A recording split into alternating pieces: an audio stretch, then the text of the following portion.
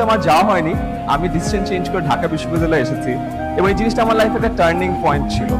এটা বলতে এটাই বোঝাচ্ছি যে একটা ট্রানজিশন পিরিয়ডের ছোট্ট একটা ডিসিশন আপনার লাইফে একটা বড় পরিবর্তন নিয়ে আসতে পারে। ঠিক তেমনি ভাবে আপনারা এখন আরো একটা ট্রানজিশন মোমেন্টে আছেন।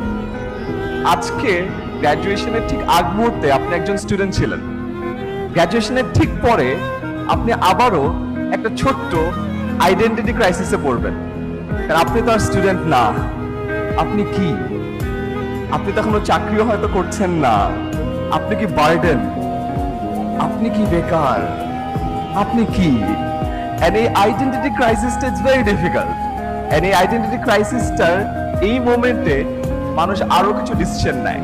So আমি আমার লাইফে ওই সেম আইডেন্টিটি ক্রাইসিসের সময় আরেকটা খুব সুন্দর জিনিস পড়েছিলাম, যেটা আমার এই কাগজে আছে। একটা কোটেশন বা একটা উক্তি, যেটা আমি আপনাদের সবার সামনে পড়ে শোনাতে